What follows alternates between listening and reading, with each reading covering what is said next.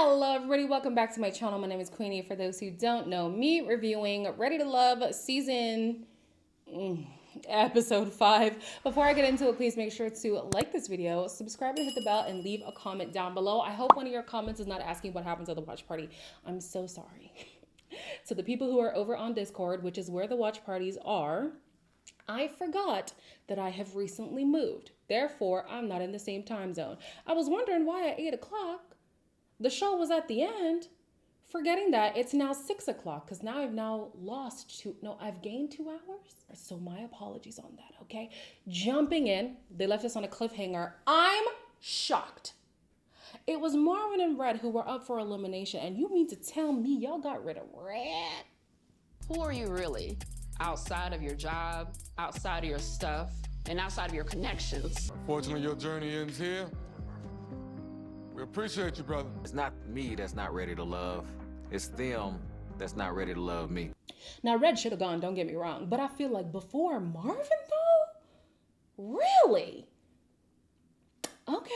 This week is Guy's Choice, and Tommy has challenged them to talk about their non-negotiables. So the first person to go on a date is Herbert. He sets a double date with Quentin, Kat, and what's her name now? Janelle. Now, this could be, if you guys have been on social media, which I know you have been, this could be where a lot of the drama between Janelle and Kat has started from, because the way Janelle has been cussing out every woman, she's calling them prostitutes, she's calling the men pimps or something, I don't know. But specifically, she has a bone to pick with Kat. I've been waiting for this for a long time, so I'm definitely gonna win today. I can't get a text back. Ooh, that's not true. I would prefer to have one-on-ones with them and not have to have a date with another girl. Life's been good, working out. I can see. Yeah. Do you? I would prefer to be talking to you because my connection is with you. Yeah.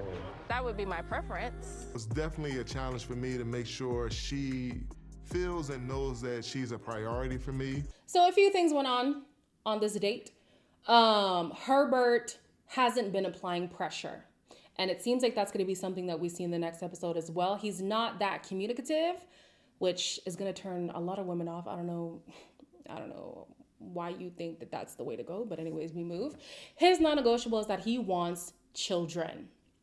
Kat, however, is indifferent. She says, if I have a kid, that's fine. But if I don't have a kid, that's even better. To me, If you want to have kids, get somebody who also wants to have kids, because indifference can lead to not wanting it at all. That's not your vibe, right?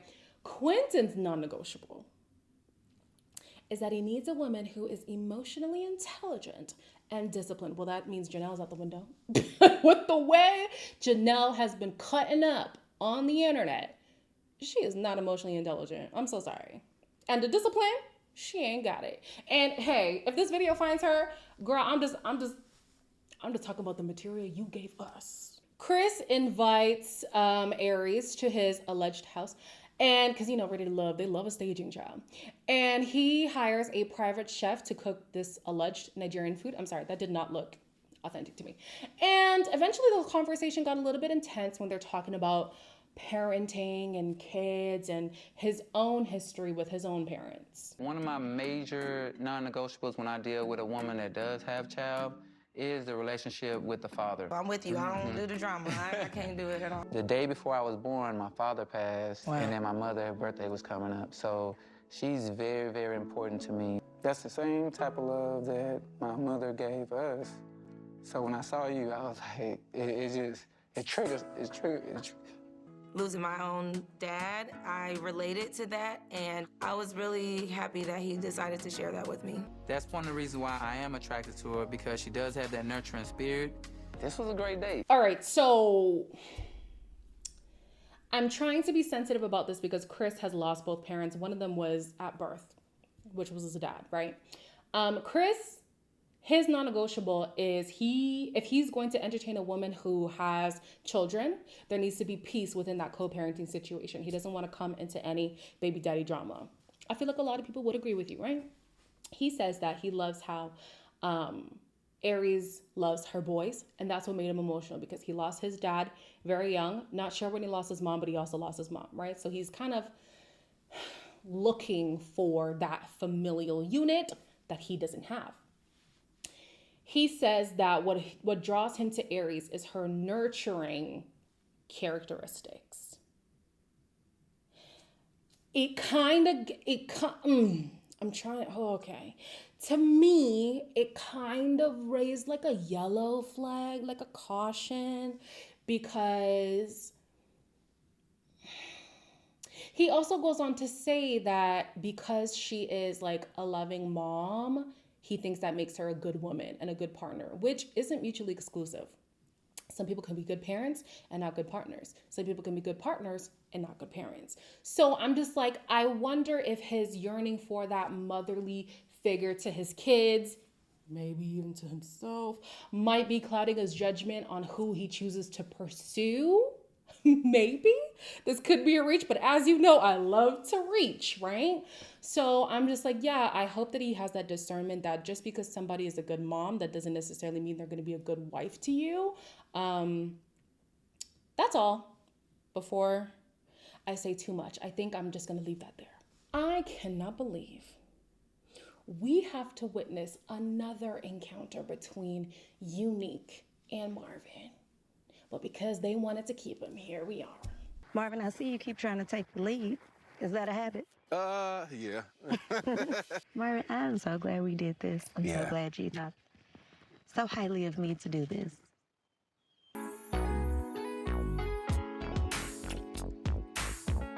I feel like I'm in like the romance novel cover position. You look like it. I definitely have to have a son.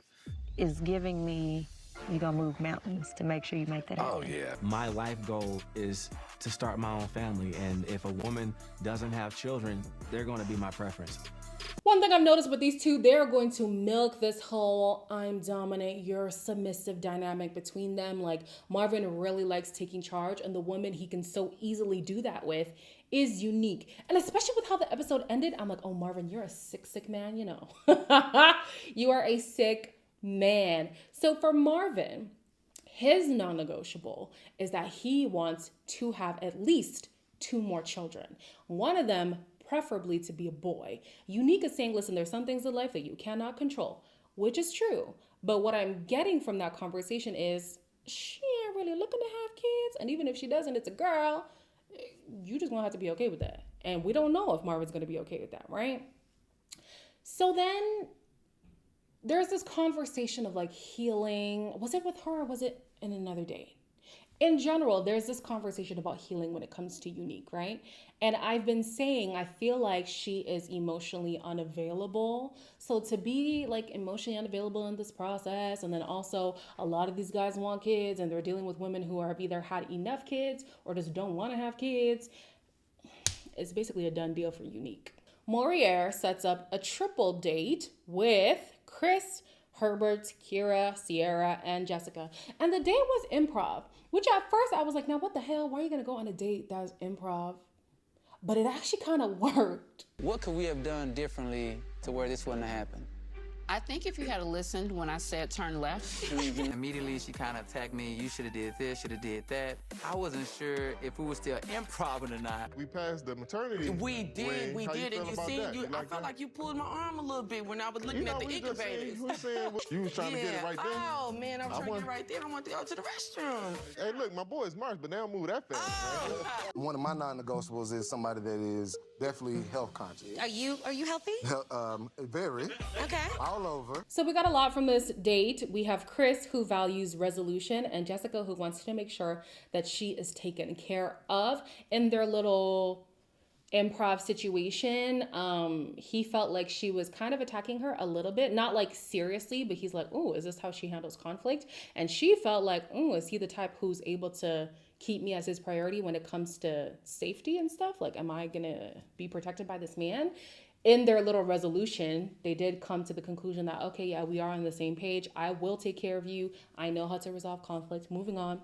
Sierra and Herbert, who were still stuck on the sex talk. I'm just like, Sierra girl, for a woman who's abstinent, I don't know. Like, it just, I don't know. It seems like there's a lot of pent up sexual energy with her. I don't know how long she's going to be abstinent for, but at the root of the conversation, what they're saying is that they both really want to have kids. That's a non-negotiable for both of them. And then lastly, we have Kira, who wants a God-fearing man. However, when Morier was given his case about how God-fearing he is, she wasn't quite believing him. And he says that his non-negotiable is being healthy and health conscious, especially due to the fact that he has lost family members over health complications, right? What's her name now? Kira was being very standoffish on this date. And I'm wondering, like, what's her deal? Like, is she just trying to get dumped? Because so far I have yet to see her really connect with anybody in the way that she was connecting earlier with Red, which is still kind of blowing my mind, but whatever. Like, she's not really putting herself out there. She's not really having romantic conversations. She's not leaning into the process. So yeah, things might be dead in the water for her soon as well. Phil is on a date with Kat, and they both have a conversation about how they have put aside religion and have embraced spirituality. They also talk about family planning as well. I grew up super religious, Bible study, oh my God, everything, like usher board. Yeah. I don't feel like any type of way about it. It's just not what works for me. It ain't for me. Yeah, I don't mind men with children. I like their children to be out of diapers. Because I feel like when they're in diapers, there's still something going on between that man and his prior. Yeah. I think Katarina fits into my life, considering my non-negotiables, which are gotta have somebody that's family-oriented and that has a deep spiritual connection. I 100% hear them on the spirituality over religion thing. I'm going through my own existential crisis, I tell you. So yeah, I think a lot of people nowadays are leaning towards spirituality because the lawfulness and a lot of church, this is a separate conversation, let me not. I also agree with Kat when she's talking about wanting a man with kids who aren't in diapers anymore, but my reasons are different. For her, she feels like there's this fear of that guy going back to his partner. For me, I would want to be with a man who kind of has the co-parenting dynamic down packed, only because I've seen what it looks like in the early stages of trying to figure out what is our routine. How do we communicate as co-parents who are obviously not partners, right? It can be tumultuous, to say the least. And it does have an effect on your relationship. So yeah, I would just want somebody who's had some time to get in the groove of, okay, this is how I relate with my baby mama. This is how I relate with my baby daddy. We've got the communication thing down. I'm able to split my time evenly between my kids and getting to know you, the new part. Like, it's the drama aspect for me. But I hear her. Some people, when the baby is still fresh, so are the feelings. Quentin is on a date with Unique and Kira. This was a little bit of a train wreck on both sides, okay? You have Unique, who is very clearly emotionally constipated. And then you have Kira, who is suspiciously bubbly, and it's gonna make sense in a bit. I want somebody who is healed from past relationships. Healed is subjective. Depending on the situation, I'm like, oh, I'm not as far as I thought I was. Yeah. And so You're in a constant state of healing. yeah. I don't get a lot of genuineness from Quentin. And I will say I'm ready to hit him with the 1-2 punch. I don't know, you just look like the guy that would be dating white women. I mean, there's nothing wrong with white women. Yeah. Most of my friends are white. I've dated Latinas. So but is that your preference? Latinas versus black? No, or? I love my black woman. Okay, just Yeah, want to my make parents- sure. Quentin says that he wants a woman who is healed from her past relationships. That means Unique is out of the running job because she says that being healed is subjective. I don't think anybody is ever fully healed from everything. Like, from that aspect, I hear her, but I do think that there are some open wounds with her, and maybe don't be bleeding on other people, you know? And then when it comes to Kira, like I said, she's suspiciously bubbly today. She was so eager to ask this man, do you date white women? Why is that your question? Especially when you have no evidence. Such an unmerited claim. Her spiel in the beginning of the season was the fact that if Quentin is attracted to me, he must be attracted to white women because I'm the most like a white woman here.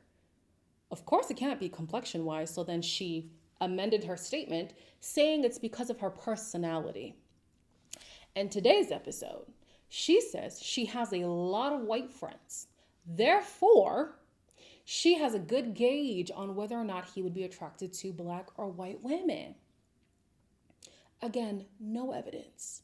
And Quentin was so quick to be like, listen, you know that man Frank? I ain't him. We ain't nothing alike. I like my women's black. I want black love all day, every day, and only. Like, he was not with it at all.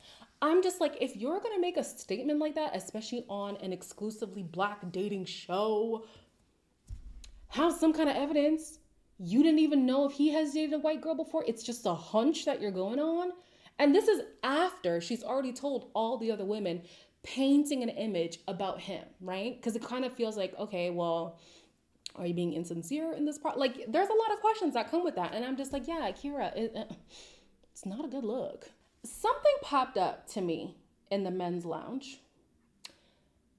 Before they were talking about the bottom women, Quentin and Herbert have similar interests, barring Kat, right? Kat is just for Hubert. Quentin says, and I was asking last week what happened to Lee. I knew. Quentin says his strongest connection is Janelle. However, with Lee, he feels like they're already together. Which one is it? Because how can you already feel like you're with somebody yet you have the strongest connection with somebody who's not that person? Like, Quentin, it's not making sense. It's not making sense. Like, in the same way you want Kira to speak with sense, I need you to also speak with sense. How does that even make any sense? I haven't seen him with Lee in a while. I haven't seen him talk about Lee in a while. That obviously could be an editing thing. But I'm like, you seem to be putting the most energy in Janelle and then kind of keeping Lee in the back pocket. Like, I don't know. And Lee doesn't seem to be having that great of a time because I think in the next episode, she goes on a date with Marvin. And we already know that it's a dead between, like, I don't know. I'm not liking how this is going, but it is what it is. The women in the bottom are Kira, essentially because she's not with the people, and Unique because she is emotionally constipated. Am I out here just like black power and saying those? I don't know if I'm in those spaces. A lot of people prejudge me because I also talk very proper and I seem very, prissy and dainty. The black culture thing to me is just disrespectful. All right, we can go then. Yes, I'm good. Yes, love. Some of the guys felt like you had things that still needed to be worked on as far as healing. You're not ready to love. Okay. Heard. I'm still proud, and I think that I have healed. I know that I'm beyond ready to love. I cannot lie to you. The way the guys were explaining Unique's inability to be like vulnerable and stuff, I was like, damn. They're like, she's not healed. She needs time to heal. Heal. I was like, damn. To hear this back must actually be painful. Like, I wonder what Unique was feeling watching this back. So I do think it was her time to go, though. I don't think that she was in a space to entertain these men. She doesn't believe that's the case. She thinks she's ready to love. These are just not her people. So I hope she does find her person. As for Kira, Morier says his concern is that when it comes to like writing for the black people, Kira's not your girl. And she feels like, no, I am that girl. And I'm on the fence with her because I do feel like she does have this want to be, how do I say this? She has an affinity to whiteness. Is the simplest way I can put it, right? However, me personally, my whole life, I've gone through this identity crisis with my blackness and all that, right? Especially because of the way that I talk. Because when I read or when I'm talking formally, there's a lot of this, like, why does she talk like a white girl? Why does she act like a white girl? White girl. And like, it does play on you. You start to have an identity crisis, right? Like this complex of who am I? What is my blackness and all that stuff. So I understand where she's coming from with the whole, like, don't question how black I am. Who are you to revoke my black card, essentially, right? And then on the other hand, I'm like, but this is also the same woman who said, I'm the most similar to a white woman. It's my personality. So you're aware. Like, you're kind of aware, right? So, yeah, you guys let me know how you thought about that conversation. How are you feeling about Kira? I wouldn't be surprised if most of you guys are saying you're not with it. I understand. As always, please make sure to like, comment, share, and subscribe, and I'll see you in the next one.